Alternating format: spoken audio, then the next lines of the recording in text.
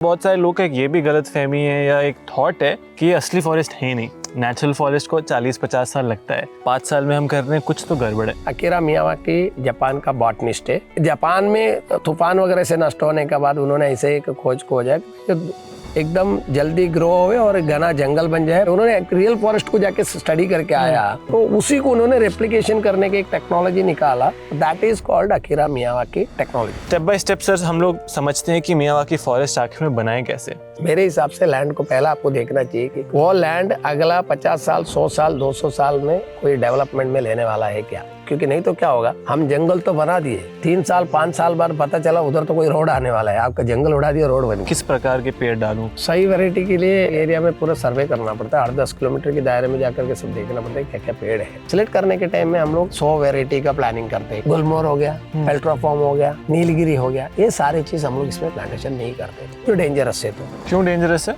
वो इसके लिए तो मुझे नासा का कॉन्फ्रेंस में इन्वाइट किया गया था, क्योंकि मैंने आज तक मेरा जीवन में कोई लेबोरेटरी में मिट्टी पानी भेजा नहीं, और आज तक 133 फॉरेस्ट कंप्लीट कर चुका हूँ, 33 लाख से अधिक पौधे लगा चुका हूँ। सारे जंगल मेरे सुपर जंगल है और बहुत सुंदर दिखता है और बहुत अच्छा फॉरेस्ट है। अभी बिपरजॉय का एक अटैक हुआ, आपको पता है, वो तूफान लगभग मेरे ख्याल से 180 से 120 की कुछ स्पीड में इधर से गुजरा है। इसके अंदर से एक भी पेड़ गिरा नहीं। अगला जो जनरेशन है उसके ऊपर सबसे ज्यादा फोकस करते हुए ये भारत वन को हमने अभी ऐसे एक स्टडी सेंटर में कन्वर्ट कर रहा है। डिप्रेशन का लेवल बहुत हाई हो चुका है हमारे भारत के अंदर, तो जो भी डिप्रेस्ड लोग हैं प्लीज हमारे भारत वन में आइए। महीने में कुछ नहीं तो एक दिन हमारा भारत वन में निकालिए, है ना, और भारत वन में आकर के एक काफी फील हो, और साथ में एक उनके लिए एक वन भी काफी है।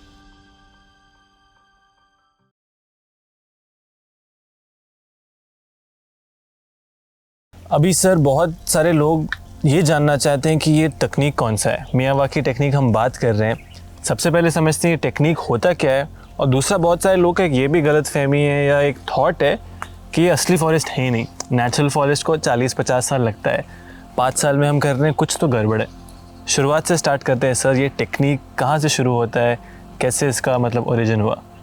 एक्चुअली ये है डॉक्टर अकीरा मियावाकी टेक्निक बोलते हैं इसको, Japanese technology. Akira Miyawaki Japan का बॉटनिस्ट है। 1928 में उनका जन्म हुआ और 2022 में उनका निधन भी हो गया। 93 ईयर्स के एज में उनका निधन हुआ। उन्होंने जापान में तूफान वगैरह से नष्ट होने के बाद उन्होंने ऐसे एक खोज खोजा कि एकदम जल्दी ग्रो हुए और घना जंगल बन जाए, पर्यावरण का और प्रकृति का संरक्षण के लिए किस तरह कर सकते हैं। जहाँ फॉरेस्ट ही नहीं है उधर फॉरेस्ट कैसे खड़ा करना, वैसे एक टेक्नोलॉजी उन्होंने ढूंढा। बैम्बू के बैरिकेड वगैरह बनाया, मिट्टी डाला, उसमें उन्होंने पौधे लगाते वक्त उनको ऐसा लगा कि भाई नेटिव अलग अलग वेराइटी को लेकर के जैसा फॉरेस्ट है, उन्होंने एक रियल फॉरेस्ट को जाके स्टडी करके आया। तो रियल फॉरेस्ट में क्या था, श्रब्स थे, फ्लावर थे, फ्रूटिंग थे, कैनोपी, टिम्बर सब मिक्स होकर के एक जंगल था, अलग अलग प्रजाति के पेड़ पौधे उगाए। तो उसी को उन्होंने रेप्लिकेशन करने की एक टेक्नोलॉजी निकाला, that is called Akira Miyawaki technology. इसमें कुछ भी जापान से नहीं है। पहली बात, उन्होंने जापानीज बॉटनिस्ट है, इसके लिए उन्होंने उनके हिसाब से उधर के हिसाब से टेक्नोलॉजी फाइंड आउट किया, सब कुछ किया, ठीक है। लेकिन मैंने जब इसको भारत में शुरू किया तो मैंने ना जापान में जाके उनसे कुछ सीखा है। जब मैंने वो पक्षियों के एक उदाहरण मिला मुझे कि भाई पक्षियों की वजह से, मैं तो बचपन से ही जंगल से जुड़ा हूँ, मेरे घर भी कर्नाटक में जंगल के अंदर ही है। तो मैं छोटा था, बच्चा था, उस टाइम में भी फॉरेस्ट डिपार्टमेंट के साथ जा करके पौधे लगाता था। मेरे घर के आजू बाजू में जो जंगल आज दिख रहे हैं वो सब हमारे हाथ से लगा हुआ पौधे। तो हमने उसको जा करके देखा, तो मैं बोला यार मियावाकी तो हमारे गाँव में भी है, पहले से जो है वो मियावाकी है, तो हम क्यों ना मियावाकी बोल के वो सब जेसीबी से मट्टी खोद रहे, लेके जाके और कहीं डाल रहे हैं, फिर लाल मिट्टी डाल रहे हैं, फिर उसमें पौधे लगा रहे हैं, ऐसे नहीं करना है। मैं बोला प्राकृतिक रूप से एक जंगल खड़ा करना है जो फास्ट ग्रो होने के जैसा। तो मैंने उसको शुरुआत किया 2011 से। करते करते मैंने बहुत सारा चीज़ों करते करते ज़मीन में से सीख करके अभी हमने क्या किया, उसको नाम बदल दिया है। Now it is not Miyawaki. अच्छा, अब उसका नाम बदल करके मैंने रखा है भारत वन, क्योंकि हम भारत में कर रहे हैं। भारत का जियोलॉजिकल कंडीशन, भारत की मिट्टी, भारत का हवा वातावरण, मैं कुछ भी उधर से कॉपी नहीं कर रहा हूँ। मैं इधर एक अपना जंगल कैसा बना सकते हैं उसकी खोज खोजाऊँ। नज़दीक पौधों को लगा करके एक घना जंगल करना, जो लोग अगर बोलते हैं कि भाई ये प्राकृतिक जंगल नहीं हो सकता है, तो मैं उस बात को काटता हूँ। होता क्या सर इसका खासियत, मतलब ये खासियत ये है कि कोई भी जमीन में इसको आपको करने से पहले उस जमीन के प्राकृतिक रूप को समझना पड़ेगा कि वहाँ क्या मिट्टी की लक्षण क्या है, वहाँ पे पेड़ पौधे सब होंगे नहीं होंगे, किस प्रजाति के होंगे, मिट्टी में क्या अच्छे लक्षण है, मिट्टी में क्या बुरे लक्षण है। हम इंसान की जैसा मिट्टी भी है, इंसान में भी अलग अलग गुणवत्ता वाला आदमी होता है, इसी तरह मिट्टी में भी अलग अलग गुणवत्ता वाला मिट्टी है। कोई सैंडी सॉइल है, कोई साल्टी सॉइल है ना, कोई ब्लैक कॉटन सॉइल है, कोई पेस्टी है, ये सब क्ले सॉइल है, ऐसा अलग अलग टाइप का है। लाइम स्टोन मिक्स है, काली स्टोन है, ब्लैक स्टोन है। तो वहाँ पे जाकर के हमें देखना ही पड़ता है कि भाई यहाँ पे क्या डालना पड़ेगा हमें जिससे पेड़ जल्दी उगेंगे। तो वो जो डालने के टाइम कोई केमिकल नहीं यूज़ करना है, प्राकृतिक रूप से ऑर्गेनिक मैन्योर जो भी डालेंगे तो उसमें सबसे ज़्यादा हम लोग गौमूत्र और cocopeat, rice husk, vermi compost, ये सारे मिक्सर जो प्रमाण में चाहिए उस प्रमाण के हिसाब से डाल करके जेसीबी से 1 मीटर जितना सॉइल को ओपन करते हैं। सॉइल ओपन इसके लिए करते हैं कि हम प्लांटेशन करेंगे तो प्लांट्स की पोरोसिटी बहुत अच्छा मिलेगा, नाइट्रोजन अच्छा सप्लाई होगा तो पेड़ जल्दी ग्रो होगा, रूट फास्ट अंदर जाएंगे, जीवाणु जल्दी तैयार हो जाएंगे। तो प्लांटेशन करेंगे, प्लांटेशन 1 मीटर सॉइल ओपन करने के बाद उसे बायो मिक्सचर से ऐड कर दिए, फिर प्लांटेशन किए, फिर उसको ड्राई ग्रास से मल्चिंग करेंगे बाकायदा अच्छे से। जो अभी बहुत सारे लोग प्लास्टिक का लेयर वगैरह लगाते हैं वो नहीं होना चाहिए। मेरा तो सजेशन यही रहेगा कि आप प्राकृतिक रूप से अच्छे से करो, आपको नॉलेज उसकी अच्छी तरीके से होना चाहिए। ऐसा नहीं करो यूट्यूब में आप आकिरा मियावाकी को देख के इधर बना रहे हैं, ये तो ऐसा हो गया कि आप यूट्यूब में देख करके डोसा बना रहे हैं। और जो प्राकृतिक रूप से बचपन से जो बंदा डोसा बनाने को सीखा, जिसको मालूम उसका डोसा और आप यूट्यूब का डोसा दोनों का ही आपको फर्क तो मालूम पड़ी जाए। सिंपल शब्दों में अगर आप कहेंगे तो एक हाई डेंसिटी प्लांटिंग मेथड है यहाँ पे। Yes, high density planting method है जो कॉमर्शियल नहीं है। इसको आप कॉमर्शियल एंगल से अगर देखेंगे कि जो लोग इसके बारे में अगर बुरा बोल रहे तो वो कॉमर्शियल वाला है, वो ये सोच रहे हैं कि भाई 10 साल बाद 40 साल बाद काट के मुझे बेचना है तो उसकी चौड़ाई गिरफ्त नहीं मिलेंगी, तो वैल्यू नहीं मिलेगा। तो हम तो काट के बेचने के लिए बना ही नहीं रहे, हम तो इसके लिए बना रहे, प्रकृति के लिए, पशु पक्षियों के लिए, रेन वाटर सबसे ज़्यादा रिटेन होने के लिए। तो उसको मल्चिंग करने के बाद अलग अलग पौधों को बाम्बू स्टिक से सपोर्ट दिया जाएगा, जिसको जिसको ज़रूरत है उसको। उसके बाद लगभग 3 साल तक उसको पानी का सिंचाई करना पड़ता है, क्योंकि पौधे 1 फीट से 3 फीट तक का ही लिया जाता है, छोटे छोटे। आप छोटा पौधे तो आपको संरक्षण करने के लिए तो पानी देना पड़ेगा, क्योंकि अभी अगर आप बोलेंगे कि पहले जो फॉरेस्ट जो दिख रहा है वो कैसे, उसको पानी कौन दिया? वो तो बरसात के सीजन में जो पेड़ को पानी की जरूरत नहीं वो लगा दिया। जो प्राकृतिक रूप से पहले से वो तो है, वो तो प्रकृति ने कढ़ाई, उसके बाद जो लोगों ने बनाया तो जो पेड़ को पानी नहीं चाहिए वही लगाते गए। इसके लिए आज भी आपको 7-8 टाइप का ही वैरायटी रोड साइड में इधर उधर दिखेंगी, आपको 100+ वैरायटी नहीं दिखेंगी। तो पानी आपको 3 साल तक देना पड़ेगा। 3 साल के बाद जो बारिश के पानी गिरती है, अंदर सनलाइट तो पड़ती नहीं है। 3 साल में 30 फुट ऊंचा जंगल आराम से हो जाता है। जब 30 फुट ऊंचा जंगल हो गया तो फिर अंदर इतनी मॉइस्चर मेंटेन रहेगा, तो आपको पानी देने की जरूरत नहीं, वो आपको पानी देगा। तो ये है मियावाकी मेथड। अब इसको मियावाकी ना बोलते हुए हम भारतीय, भारत का संस्कृति के हिसाब से, भारत का मिट्टी की गुणवत्ता के हिसाब से एक भारतीय ने उसको अच्छे से इंट्रोड्यूस किया भारत में, तो ये भारत वन होना चाहिए। Bharat one method. यस, इसकी मेथड है भारत वन मेथड। ये बहुत सुंदर मेथड है और हमारे बहुत सारे प्रोजेक्ट्स अभी चल रहे हैं, जो 1,08,000 पेड़ लग रहे हैं, 1.5 लाख लग रहे हैं, वो सब भारत वन है। और अभी आपने क्वेश्चन पूछा, इसी तरह में अगला जो जनरेशन है उसके ऊपर सबसे ज़्यादा फोकस करते हुए ये भारत वन को हमने अभी ऐसे एक स्टडी सेंटर में कन्वर्ट कर रहा है। मतलब अंदर कोई हम एजुकेशन सेंटर का कोई शेड नहीं बना रहा है। प्राकृतिक जंगल में बच्चे आएंगे, बच्चे वहाँ से बहुत कुछ सीख करके जाएंगे। वो बच्चे वहाँ से 100 से अधिक वैरायटी के पौधों के बारे में सीखेंगे, 100 से अधिक वैरायटी के पौधे के साथ जुड़ करके जीता हुआ जीवन, फिर बहुत सारे वेल क्रीपर्स जिसको बोलते हैं वो श्रब्स नए तैयार होते हैं उसके बारे में, फूल के बारे में, हनी बी के बारे में, अलग अलग जीवाणु के बारे में। अभी जैसा दरिया किनारा है हमें, तो आपको हमने स्नेल दिखाया, सप्तापदी दिखाया, सहस्त्रपदी मैंने दिखाया, आपको हनी बी का कोम दिखाया, फिर मोर का अंडे मैंने आपको दिखाया। ये सारे चीज़ अगर हमारी 1-2 घंटे की विजिट में दिखता है तो 5-6 घंटा एक बंदे फॉरेस्ट में आता है तो उसको क्या क्या चीज़ दिख सकता है। तो बच्चे यहाँ आकर के एनवायरनमेंट स्टडी करने वाला बच्चा, बॉटनी स्टडी करने वाला बच्चा, कोई सब्जेक्ट पे PhD करने वाला बच्चे को पूरा देश का अलग अलग जंगल घूमना पड़ता है, अलग अलग प्लांट को कलेक्ट करने के लिए सीखने। हमारे भारतवन ऐसा है, बच्चा एक बार आ गया उधर, उसको दूसरी जंगल में जाने की जरूरत नहीं, उसके सारे वैरायटी के पेड़ पौधे के पत्ते सब इधर दिखेंगे। यहाँ से वो PhD कर लो, डिग्री कर लो, और भारत में नहीं पूरे विश्व में और ऐसे जंगल बनाने की योजना बनाना चाहिए। तो स्टेप बाय स्टेप सर हम लोग समझते हैं कि मियावाकी फॉरेस्ट आखिर में बनाए कैसे। सबसे ज़रूरी आई थिंक पहला स्टेप होता है कि लैंड सिलेक्शन, मेरे साइट पे क्या पॉसिबल है, क्या नहीं पॉसिबल है, वहाँ क्या क्या चीज़ देखना होता है सर? लैंड जब भी आप सिलेक्शन करने के टाइम में, मेरे हिसाब से, जिस हिसाब से मैं कर रहा हूँ, मेरे हिसाब से लैंड को पहला आपको देखना चाहिए कि वो लैंड अगला 50 साल, 100 साल, 200 साल में कोई डेवलपमेंट में लेने वाला है क्या, ये आपको समझना ज़रूरी है। क्योंकि नहीं तो क्या होगा, हम जंगल तो बना दिए, 3 साल 5 साल बाद पता चला उधर तो कोई रोड आने वाला है, आपका जंगल उड़ा दिया, रोड बन गया। ऐसा होता है? तो हाँ, ऐसा होगा ना। इसी के लिए तो आज जितने भी चीज़ें डिमोलिश हो रहे हैं नेचर का, उसके बदले में हम इसको बना रहे हैं ना, कि भाई उसके बदले में कहीं ना कहीं तो हमारे फॉरेस्ट होनी चाहिए। तो पहले आप सर्वे करते वक्त ये देख लीजिए कि वो लैंड बिलोंग्स टू क्या है, कि वो दरिया किनारे का लैंड है, कोई डेवलपमेंट में नहीं जा रहा है, खारा लैंड है, कोई डेवलपमेंट में नहीं जा रहा है, गौचरण लैंड है, कोई डेवलपमेंट में नहीं जा सकते, क्योंकि गौचरण में कभी भी कंस्ट्रक्शन कर नहीं सकता है, रूल्स में नहीं है। तो कोई पहाड़ है, कोई डेवलपमेंट पहाड़ में हो नहीं सकता है, ना कोई उधर बिल्डिंग लेके जा रहा है, ना पहाड़ में कोई फैक्ट्री लेके जा रहा है, खाली पहाड़ भारत के अंदर बहुत दिखेंगे आपको। सारे पहाड़ को जंगल बना दीजिए सुंदर, वो भी पॉसिबल है? यस, हमने तो पहाड़ को बनाया है, ये हमने स्मृतिवन तो पहाड़ है, स्मृतिवन तो प्योरली पहाड़ है, और पहाड़ी को हमने जंगल बनाया ना। हमने हैदराबाद में, आंध्र प्रदेश में भी बनाया, शेषाचल पर्वत में, वो भी तो पहाड़ है।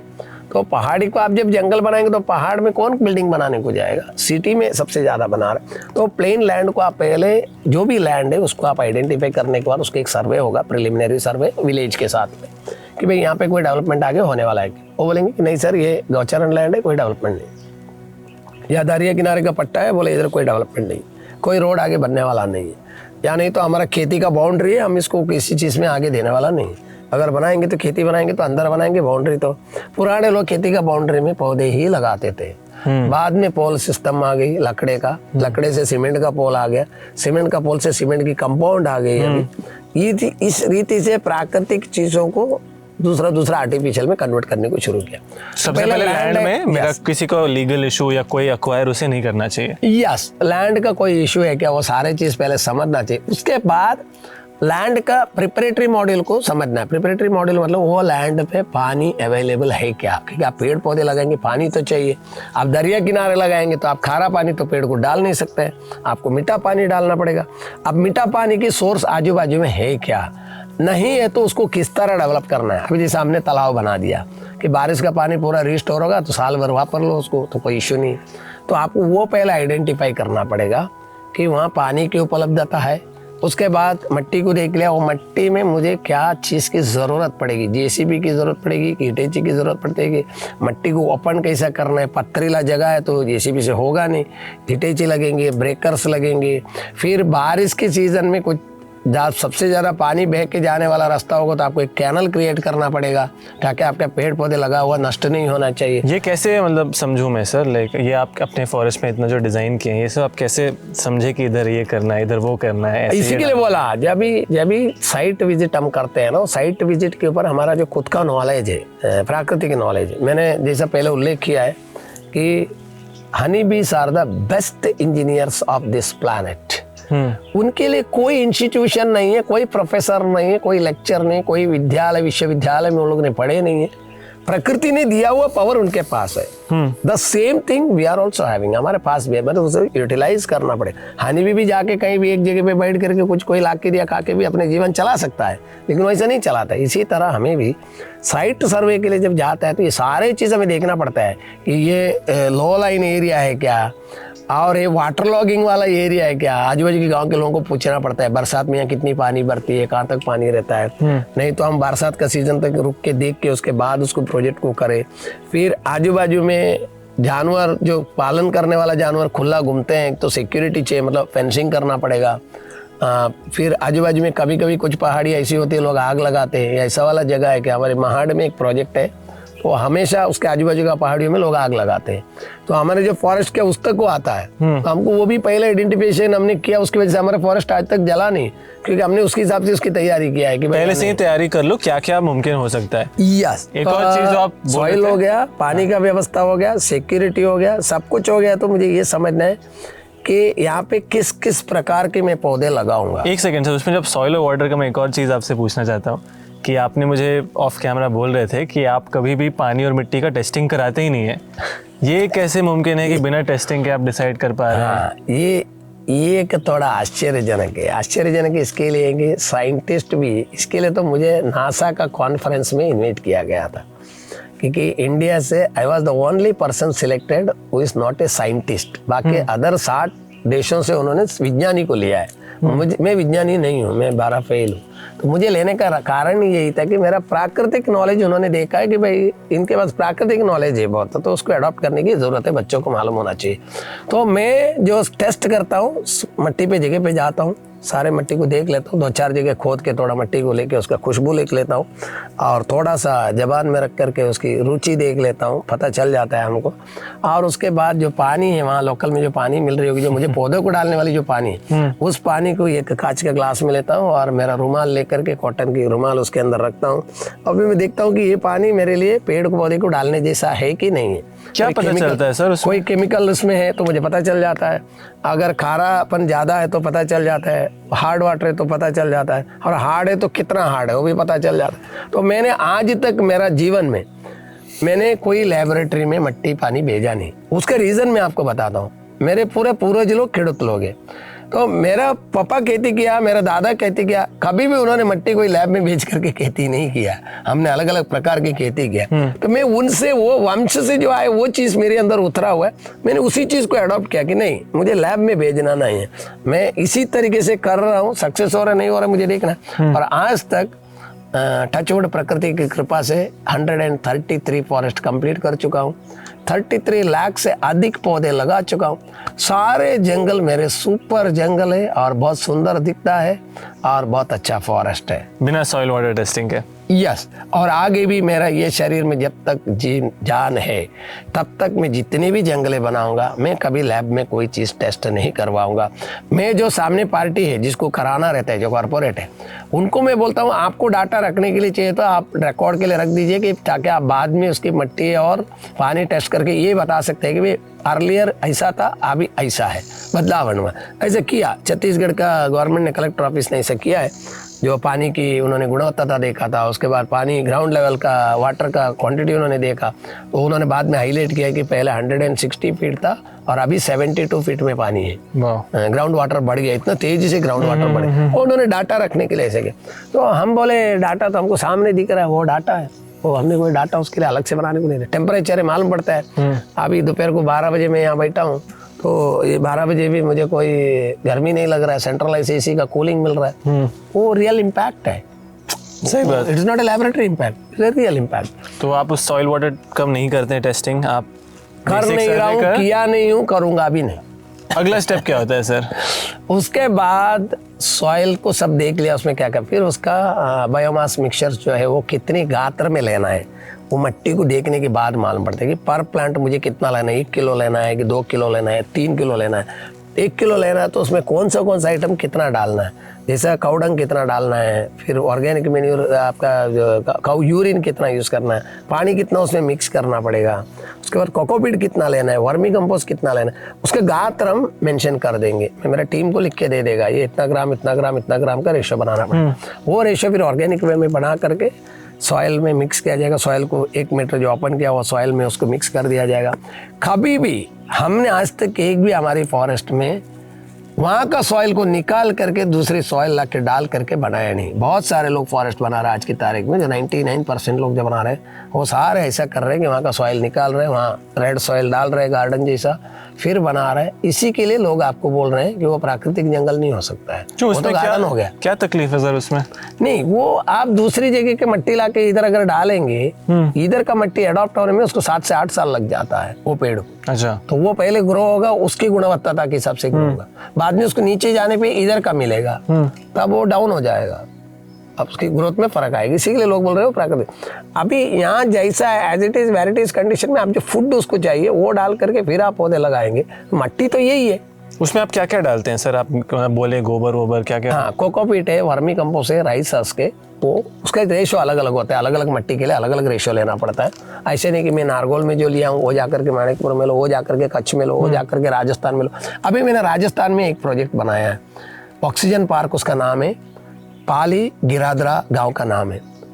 गाँव के लोगों ने 3-4 बार मीटिंग कर करके यही बोला कि सर यहाँ एक पौधे आप लगा करके दिखा दो। आप लाख की तो बात कर रहे, एक लगा करके दिखा। हम लोग इतने साल से खेती कर रहे, इधर एक भी पौधा हुआ नहीं आज तक ये मट्टी में, इसमें होगा ही नहीं करके बोला। आज आप जा करके देख लीजिए, 1,32,000 पौधे लगे हुए है।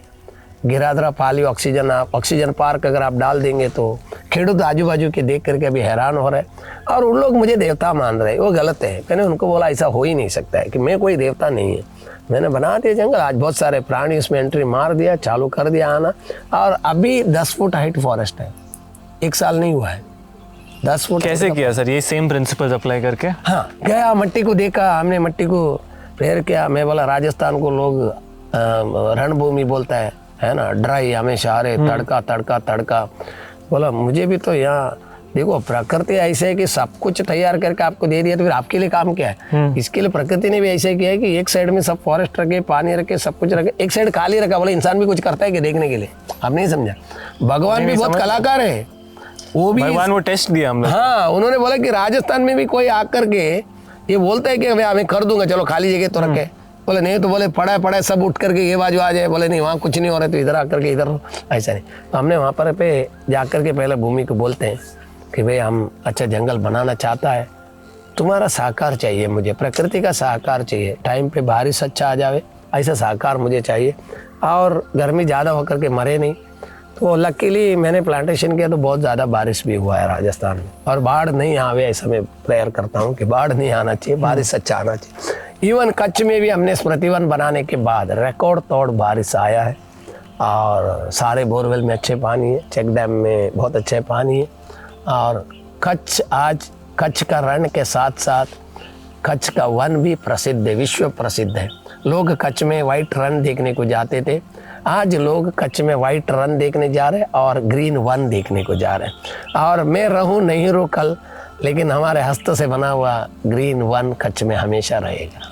सही बात है। अगला सर, मैं गोबर खाद डाल दिया, अब मेरा सर्विंग हो गया, गोबर खाद हो गया। आई थिंक सबसे इम्पॉर्टेंट स्टेप होता है किस प्रकार के पेड़ डालूं। एक बहुत इंपॉर्टेंट चीज़ होता है इस फॉरेस्ट बनाने में, मियावाकी मैं यूज़ नहीं करना चाहता हूँ, बट भारत वन फॉरेस्ट बनाने में, कि ट्रेडिशनल वैरायटी, इंडिजिनस वैरायटी जो ये हमें वो यूज़ करना होता है। यस, वो मैं कैसे आइडेंटिफाई करूँ? आज आपके यहाँ 100 से भी ज़्यादा वैरायटी है। उसमें क्या होता है, उस एरिया में आप जाने के बाद उस एरिया में कम से कम 8-10 किलोमीटर दायरे में आपको घूमना है, चल के जाना है, गांव देखना है, कौन सी पेड़ पौधे इधर उगा है, कौन सी पेड़ पौधे इधर उगे, श्रब में क्या है, इधर पेड़ में क्या है, फ्रूटिंग में क्या क्या उग रहे हैं, खेडूत क्या क्या उगाया है, खेती है कि नहीं है तो कौन सा पानी वापर रहा है, कौन सा पौधे कैसे उगा है। हर फॉरेस्ट में ये करना होता है आप? यस, हर जगह में जाएगा तो इस तरह करेगा तो ही आपका इस तरह का अच्छा फॉरेस्ट बनेगा, जो प्राकृतिक जंगल दिख रहा है। यहाँ कोई आएगा तो कभी कभी बोलते हैं सर ये आपने पौधे लगा करके बनाया, फिर मुझे उनको स्प्रिंकलर दिखाना पड़ता है, देखो ये स्प्रिंकलर देख लो, पाइप देख लो, तब वो बोलते हैं हाँ स्प्रिंकलर है, पाइप है, मतलब आप पुराना फोटो दिखा देता हूँ, ये देख लो। फिर वो गांव का सरपंच आके बोलता है नहीं यहाँ कुछ नहीं था पहले, इनार साहब ने बनाया इतना बड़ा, अभी टूरिस्ट आते हैं देखने के लिए, ऐसे करके बोलते हैं। तो आपको वो पूरा स्टडी करना पड़ता है कि लोकल क्या क्या स्पीसीज उगा है, और वहाँ का तीनों वातावरण में कौन सी स्पीसीज जिंदा रहता है। इसको देख के आप अगर आइडेंटिफाई करके लिस्ट बनाएंगे, जब लिस्ट बनाते वक्त आपको 10% जितना तो श्रब्स फ्लावर्स ऐड करना ही पड़ता है, क्योंकि वो सपोर्टिव बोलते हैं हम लोग, सपोर्टिव प्लांट्स बोलते हैं। अभी जैसे इसके अंदर आप देखा हो श्रब्स कहाँ है, यहाँ पे आपने अभी बैठा है, ये आप दरिया किनारे है, आपके सामने तुलसी है, देखो है ना, इसके अंदर आपको तुलसी बहुत मिलेंगी। सही बात, ठीक है। वो श्रब में आगे वो कभी ट्री तो होता ही नहीं, ठीक है। इसी तरह आपको पारिजात मिलेंगे, फ्लावरिंग का मिलेगा, बहुत सारे रातरानी मिलेंगे, फ्लावरिंग के बहुत सारे इसके अंदर आपको मिलेंगे। तो 10% श्रब्स में, फ्रूटिंग के आपको मिलेंगे, मिट्टी इमली हो गया, उसके बाद पेरू हो गया, आपने देखा पेरू का पौधे तो मैंने देखा है, अम्बा आम देखे, फिर कटहल है, जैक फ्रूट है, वो हम लोग लगाते हैं, फिर उम्बर की ट्री लगाते हैं जो सपोर्टिव बोलते हैं उसको, वो सबसे ज़्यादा पानी रिस्टोर करने। इसमें एक ही चीज़ का ध्यान रखना रहता है, जो प्रकृति के लिए हानिकारक है, जो बाहर गाँव से लाया गया, उसमें एस्थेटिक प्लांट्स जो आप जिसको बोलेंगे तो ऑर्नामेंटल प्लांट्स जिसको बोलेंगे तो गुलमोहर हो गया, फेल्ट्रोफॉर्म हो गया, नीलगिरी हो गया, ये सारी चीज़ हम लोग इसमें प्लांटेशन नहीं करते, चाहे कोई भी रीजन में कर रहे हैं तो इसको नहीं लेते हम लोग, जो डेंजरस है। तो क्यों डेंजरस है? वो दूसरे पौधों को वहाँ तैयार होने नहीं देंगे, इन्हीं लोग अपना साम्राज्य बना लेंगे, है ना। हम लोग उसको राक्षसीय प्रवृत्ति प्लांट्स बोलते हैं।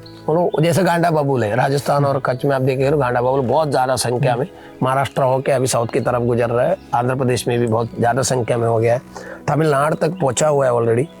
बहुत डेंजरस है, उसके आजू बाजू में एक पौधा उगने नहीं देता है वो, तो वो अपना साम्राज्य बना लेते हैं। एक बार उसको पूरा आप निकाल के फिर जंगल बनाओ, फिर वो आता नहीं है उधर। जैसे हमने कच्छ में प्रतिवन किया, पूरा गांडा बबूल निकाला जेसीबी से, फिर ये लगाया तो वापस वो आया नहीं। इसका रेशियो क्या सही होता है? जैसे श्रब्स आपने बोला 10% श्रब्स डालना होता है, ऐसा कोई पर्टिकुलर रेशियो होता है? नहीं, रेशियो होता है, वो आपको एरिया देख करके करना पड़ता है। कोई एरिया में आपको 10 से 15% लेना पड़ेगा, कोई 8% लेना पड़ेगा, फिर फ्रूटिंग आपको लेने के टाइम में देखना पड़ेगा 15% लो कि 20% लो इधर। तो मैंने बोला ना, एरिया में आप पूरा जब सर्वे करके आता है, वो सर्वे करके आने के बाद वो सर्वे के अनुसार आप लिस्ट प्रिपेयर कर दिया कि भाई ये पौधा देखा मैंने, इधर ये देखा, इधर ये देखा, इधर ये देखा, इधर उसी के 8-10 किलोमीटर के दायरे में आप ये बना रहे हैं, तो फिर आपको देखना। फिर कभी ऐसा हो सकता है जैसा भी दरिया किनारा है, ये साल्टी सॉइल है, साल्टी एयर है, हवा खारा वाला आएगा, वो खारा हवा में जीवित रहने के लिए कैसा करना पड़ेगा। एक दूसरा 3 सीजन आपको आता है, एक rain season, summer season and winter season, है ना।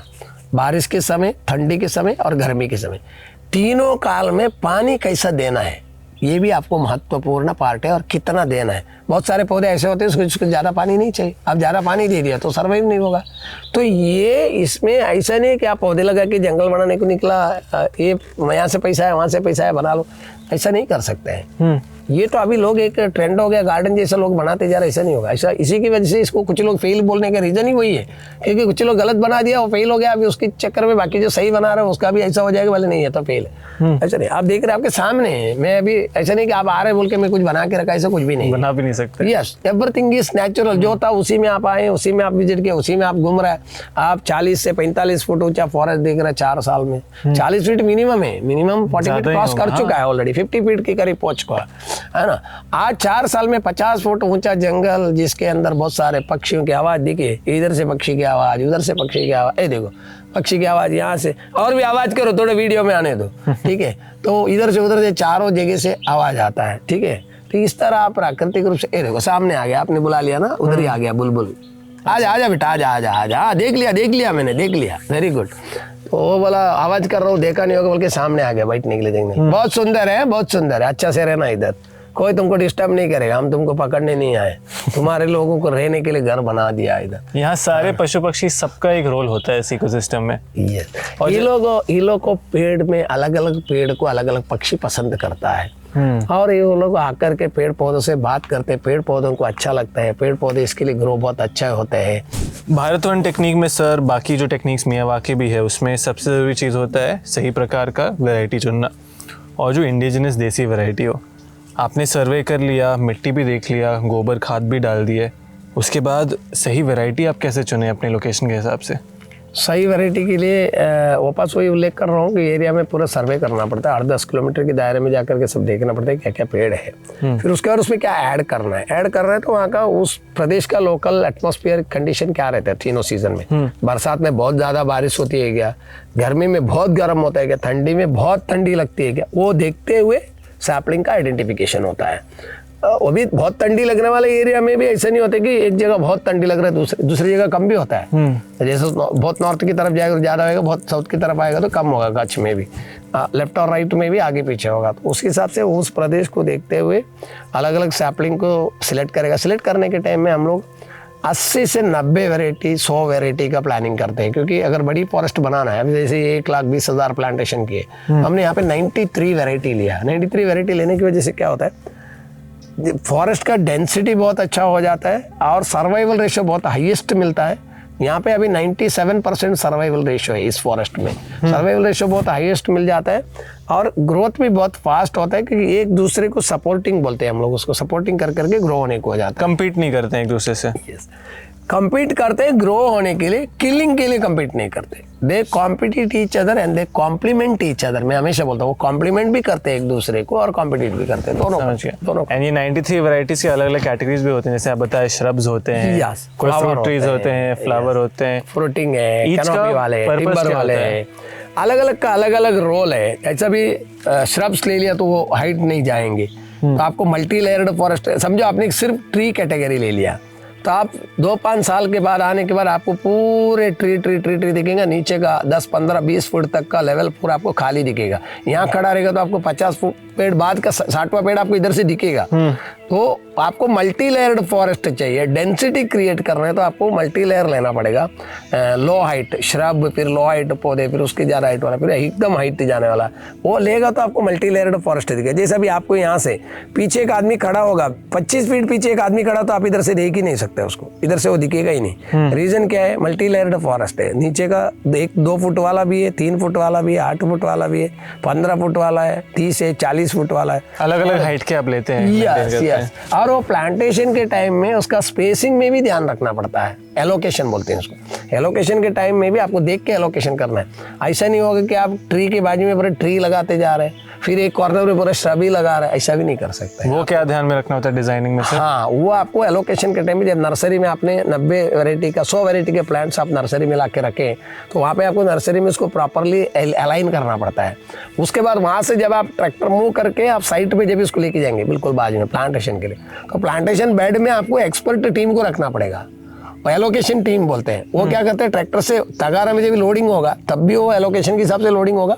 यहाँ आके जब भी वो एक पिट जो बना है, वो पिट के अंदर जब एलोकेशन करेगा, तब वो जो एलोकेशन करने वाला बंदे को मालूम होना चाहिए कि इसमें श्रब कौन है, ट्री कौन है। उसको एक टिम्बर के बाजू में टिम्बर नहीं रखना है, तो मिक्सिंग करके रखेगा वो। टिम्बर यूजुअली कहते हैं कि बाहर डालना चाहिए, वो सही है क्या? नहीं, बाहर डालना चाहिए, ऐसा नहीं। तो कौन सा वैरायटी कौन सा डालना चाहिए? अभी इधर दिखे आपको उम्बर भी दिखेंगे, इसके बाद में आपको वहाँ फणस दिखेगा, ये मीठी इमली दिखेगा, नीम की इतनी बड़ी ट्री दिखेगा, सामने आपको कदम्ब दिख रहा है, उसके पीछे आपको बादाम दिख रहा है ना, इस तरह। उसके बीच में आपको तुलसी उलसी वो सब दिख रहा है, फूल वाले सब दिख रहे हैं, पेरू का दिख रहा है, छोटे छोटे पौधे बहुत सारे दिख रहे हैं, ऐसा है। तो वो एलोकेशन के टाइम में ध्यान रखना पड़ेगा। नहीं हुआ तो क्या होगा, आपको वहाँ साइड पे जाते हैं आपको दिखेगा कि एक जगह पे पूरा बाम्बू लगा हुआ है। एक एग्जाम्पल, मतलब बाम्बू उसने सबसे ज़्यादा ले लिया उधर। तो एलोकेशन टीम स्ट्रांग होना चाहिए, उतना आपको ट्रेनिंग देना पड़े।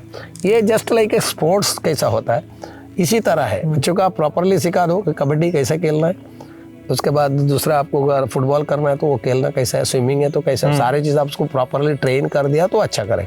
इसी तरह टीम को भी उसमें ट्रेन करना पड़ता। ऐसा नहीं होगा कि किसी को मैं ऐसे लेक्चर में बोल दिया वो कर रहा है, वैसा नहीं होगा। इसमें प्रैक्टिकल नॉलेज, हर फॉरेस्ट के हिसाब से थोड़ा अलग अलग समझना होता है। प्रैक्टिकल नॉलेज बहुत इंपॉर्टेंट है इसमें।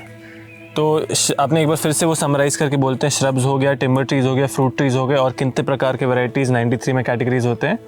93 में अगर आप रेशो वाइज देखने जाएगा तो हमारा 10% श्रब्स है, 20% फ्रूटिंग और बिग साइज का फ्लावरिंग ट्रीज है, और उसके बाद जो 70% जो बचा है उसमें कैनोपी और टिम्बर कैटेगरी आ जाता है। कैनोपी और टिम्बर कैटेगरी आ जाता है। टिम्बर कैटेगरी कैनोपी मिला कर, एक कैनोपी जिसको बोलते हैं वो बहुत हाइट नहीं जाता है, बहुत गिर तो बहुत ज्यादा नहीं होता है, ब्रांचेस सबसे ज्यादा छोड़ते हैं, जैसे खरंज के पेड़ वगैरह होता है वो सब कैनोपी में आ जाता है। समझिए। और ये हर फॉरेस्ट और वन के हिसाब से बदलता है थोड़ा बहुत? यस, ये अलग अलग लोकेलिटी के हिसाब से आपको थोड़ा बहुत उसमें चेंजेस आता रहेगा। सिलेक्शन के टाइम में आपको एरिया सर्वे के बाद कैसा सिलेक्शन आपको करना है उस तरह होगा। फिर आपको इसमें जो मल्चिंग करना है ना, तो मल्चिंग मेथोडोलॉजी जो है वो अभी आज के तारीख में बहुत लोग, मैंने आपको बोला ऐसे प्लास्टिक से मल्चिंग कर रहे हो, गलत है। आप मल्चिंग क्यों कर रहे हो आपको जानना बहुत ज़रूरी है। मल्चिंग इसके लिए आप कर रहे हैं, एक तो आप जो पानी दे रहे हो वो पानी का मॉइस्चर मेंटेन रहने के लिए मल्चिंग कर रहे हैं कि सूर्य का तड़का से वो पानी इवेपोरेट होकर ड्राई ना हो। मॉइस्चर जितना नीचे रहेगा, लीफ को तड़का मिलना चाहिए, सनलाइट मिलना चाहिए, बॉटम को सनलाइट नहीं चाहिए, मिट्टी को सनलाइट नहीं पड़ना है, मिट्टी में मॉइस्चर मेंटेन रहना चाहिए, छाँव रहना चाहिए, तो वो फास्ट ग्रोथ भी होगा। ये मल्चिंग का ग्रास और मिट्टी दोनों स्पर्श होने के बाद इसकी दोनों के बीच में एक टेम्परेचर क्रिएट रहता है, मॉइस्चर प्लस टेम्परेचर दोनों, उससे बहुत सारे जीवी की जन्म होती है, जीव राशि की जन्म, सूक्ष्म जीवी की जन्म होती है। वो आप माइक्रो ऑर्गेनिज्म भी बोल सकते हैं उसमें, वो भी बहुत सारे हैं।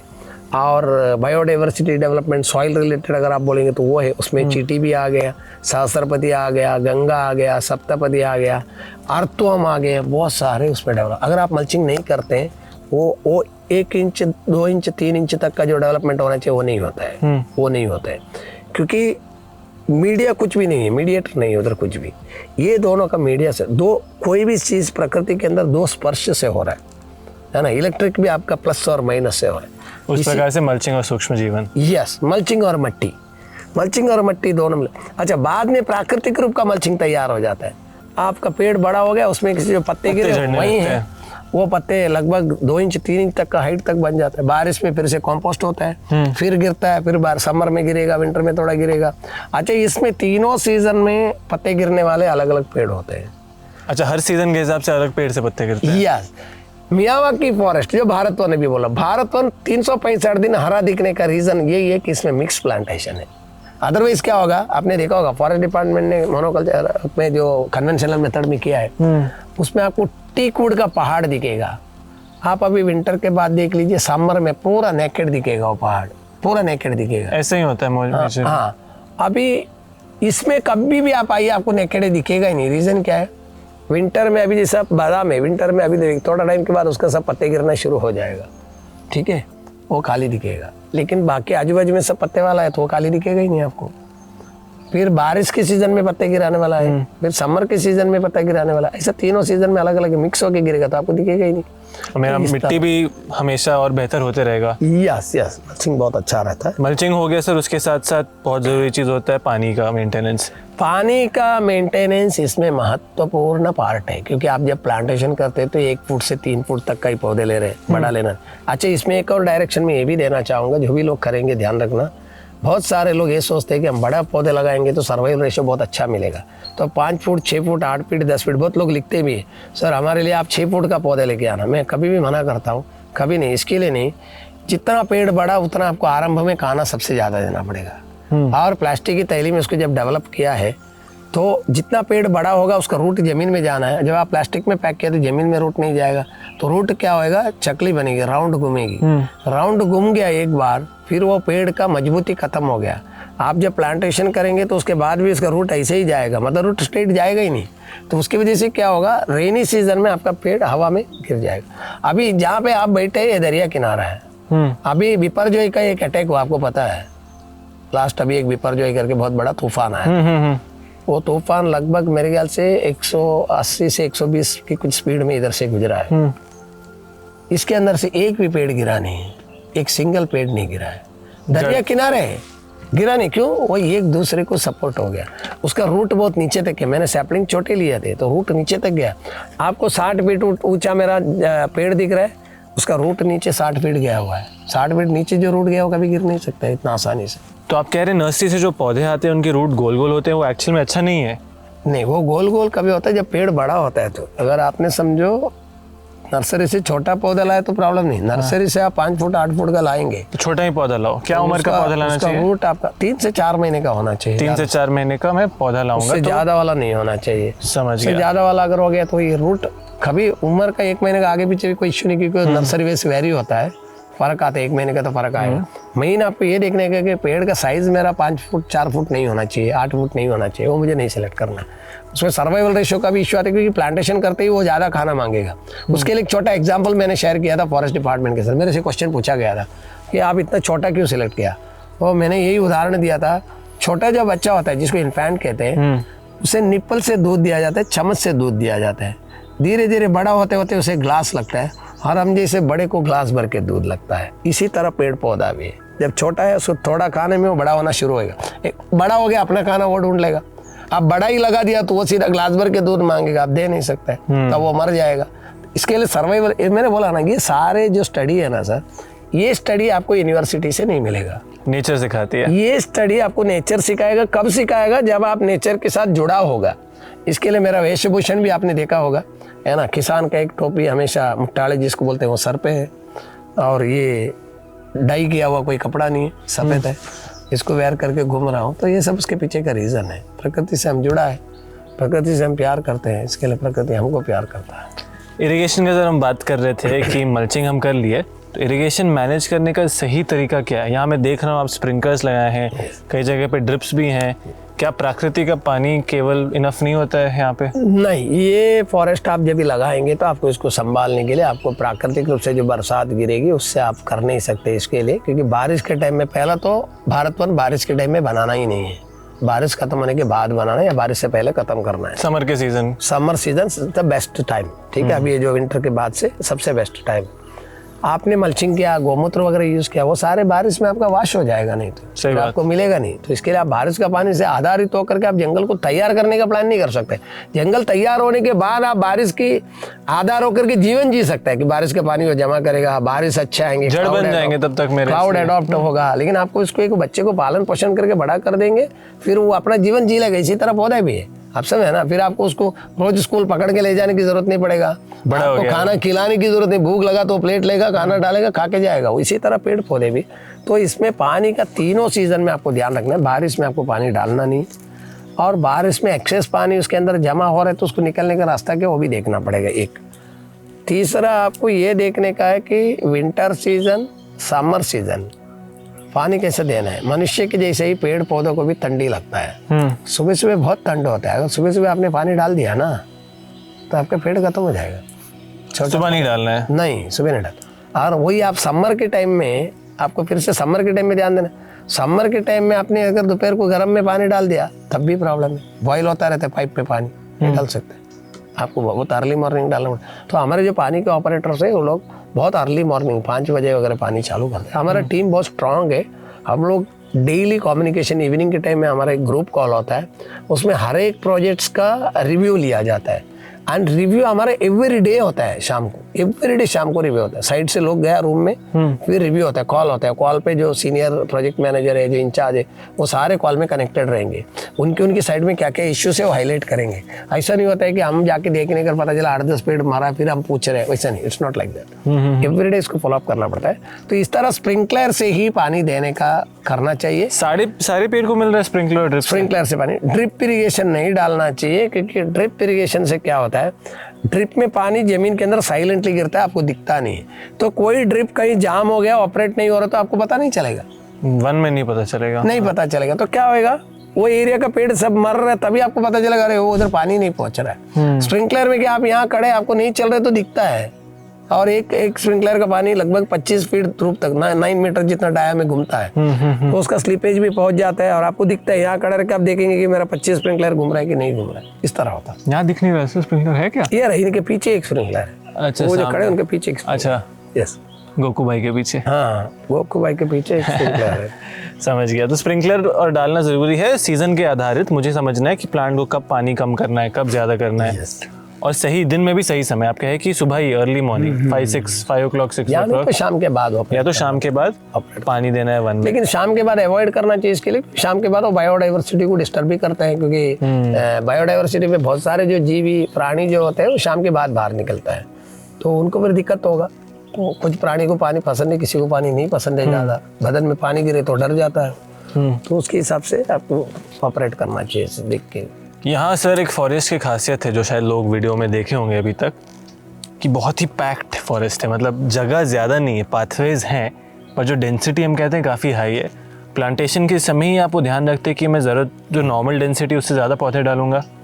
वो कैसे मैनेज होता है, कितने प्लांट्स मुझे डालना चाहिए, एकड़ का पकड़ सकते हैं अंदाजा? हमारा कैसा रहता है, 1 स्क्वायर मीटर में हम लोग 4 पौधे पकड़ते हैं। 4 पेड़ नहीं बोलूँगा, 4 पौधा, शरब हो चाहे पेड़ हो। तो 4 पौधे को लेकर के 1 स्क्वायर मीटर का कैलकुलेशन, 1 एकड़ में आपका 15 से 16 हजार पौधे लग जाता है। फिर उसके अंदर आप 8 से 10 फुट का वॉकवे रखते हैं। वॉकवे इसके लिए रखते हैं कि मॉनिटरिंग करने के लिए चाहिए, जंगल बनने के बाद अंदर घूमने के लिए चाहिए, क्योंकि क्या होता है बाकी आप फॉरेस्ट के अंदर बच्चों को ज़्यादा घुमा नहीं सकते अंदर, जहाँ रास्ता नहीं बना हो, क्योंकि बायोडाइवर्सिटी में से बहुत विषकारी भी होते हैं जो बाहर आकर के किसको कुछ करते नहीं, लेकिन जहाँ वो रह रहे वहाँ हमें पैर नहीं रखना ना। इसके लिए हम लोग 8-10 फुट का वॉकवे भी रखते हैं, एंट्री गेट एग्जिट गेट रखते हैं, अंदर थोड़ा बैठने की जितना एक जगह सेंटर में रखते हैं, ताकि वहाँ एक्सप्लेन करने के लिए 50-100 स्टूडेंट आ गए, 200 स्टूडेंट आ गए, तो आप उनको खड़ा करके एक लेक्चर दे सकते हैं। इस तरह उसको बनाते हैं।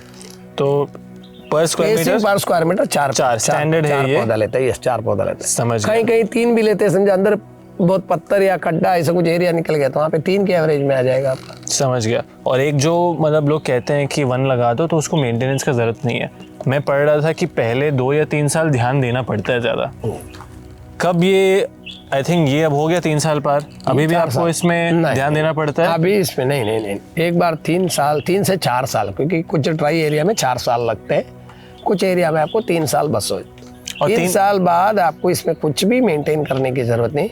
रास्ता जो चलने का रास्ता है वो मल्चिंग से पूरा भरा होता है, तो अभी कभी क्या होता है स्टूडेंट्स की विजिट होती है तो स्टूडेंट्स उस मल्चिंग के ऊपर से पैर रख के जाएंगे तो छोटे छोटे रेप्टाइल होते हैं, कभी कभी मल्चिंग के अंदर होते हैं विंटर सीजन में, रेनी सीजन, तो वो जो मल्चिंग है वो थोड़ा साइड में करके पौधे के अंदर करके रास्ता क्लीन रखना पड़ता है, और इतना ही है, इसके अलावा कोई मेंटेनेंस इसके अंदर नहीं लगता है। पहले 3 साल के दौरान क्या क्या ध्यान में रखना होता है सर? 3 साल के दौरान मल्चिंग जो वीड्स रिमूविंग करके होता है, हम लोग जब इतनी इसके अंदर बायो ऑर्गेनिक डालते हैं ना तो उसके वजह से बहुत सारे लोकल वीड्स डेवलप होते हैं, ये जो काम का नहीं है ऐसे वीड्स डेवलप हो जाते हैं जो खाना खाने के लिए आ जाते हैं उन लोग प्लांट का। हाँ, अभी जैसे आप शादी का खाना रखा है कोई ग्राउंड में, ओपन ग्राउंड है, वो आजू बाजू में सब स्लम में कोई रहता होगा तो बोले आज तो शादी का खाना चल रहा है, सब उधर आ जाएंगे फटाफट खाने के लिए। एक एग्जाम्पल बोलो, अगर आपने ध्यान दिया तो नहीं आएंगे, अगर ध्यान नहीं दिया तो सब आके कहेंगे, इस तरह होता है। तो यहाँ पे क्या होता है, इसी तरह होता है। हम लोग प्लांटेशन किया ना तो ऑर्गेनिक मेन्यूर आपने डाला, खाना बहुत अच्छा डाला, तो लोकल श्रब्स जो बैड श्रब्स है वो बहुत फटाफट उगना चालू हो जाएगा, घास ये वो सब उगेगा, तो हमको उसको प्रिलिमिनरी उसको निकालना पड़ता है। बाद में नहीं आते सर ये? नहीं, उसका भी आपको लाइन बताता हूँ मैं, पहले निकालना पड़ता है। कभी कभी कोई साइट में हमको साल का 3 बार निकालना पड़ता है। अच्छा। कोई साइट में सिर्फ साल में 2 बार निकालना पड़ता है फर्स्ट ईयर, और कोई भी साइट में फर्स्ट ईयर ही रहता है, सेकंड ईयर से नहीं आता है। बारिश के टाइम में सबसे ज़्यादा आता है, और बारिश के टाइम में सबसे ज़्यादा आता है कभी तड़का अंदर गिरता है तभी तक, सनलाइट गिरता है तभी तक। एक बार सनलाइट गिरना बंद हो गया और मल्चिंग गिरना शुरू हो गया और खुद का प्लांट का शेड बन गया, फिर वो वीड्स का जरूरत नहीं पड़ता। अभी जैसे इसके अंदर कोई वीड्स रिमूविंग की जरूरत नहीं है, कोई ग्रास अनवांटेड प्लांट कुछ डेवलप नहीं हो रहा है। जो हो रहा है तो अच्छा वाला, क्रिपर्स वगैरह डेवलप होगा वो सब अच्छा वाला है, गिलोय वगैरह डेवलप हो रहा है वो अच्छा वाला। फिर थोड़ा बहुत कुछ छोटा मोटा ग्रास बारिश के टाइम में आ गया तो वो तो अंदर ससला वगैरह, रैबिट वगैरह रहता है, उसको खाने के लिए काम आ जाता है। 3 साल बाद कोई खाद नहीं, कोई लेबर नहीं, बस खुद का इकोसिस्टम अपना ख्याल रखता है। वो अपने आप ख्याल ध्यान रखेगा, वो खुद ही उगेगा, आप उसको देखो नहीं देखो, आप एंजॉय करो, अंदर जाके मिलो, बातें करो, आलिंगन करो, है ना, हैप्पीनेस शेयर कर लो। फॉरेस्ट के पास भी बहुत बड़ी हैप्पीनेस है। लोग आज की तारीख में सब टेंशन में रहते हैं ना, डिप्रेशन है, डिप्रेशन का लेवल बहुत हाई हो चुका है हमारे भारत के अंदर। तो जो भी डिप्रेस्ड लोग हैं प्लीज़ हमारे भारत वन में आइए, महीने में कुछ नहीं तो 1 दिन हमारा भारत वन में निकालिए, है ना, और भारत वन में आकर के एक काफ़ी पी लो, और साथ में एक उनके लिए एक वन भी काफ़ी है।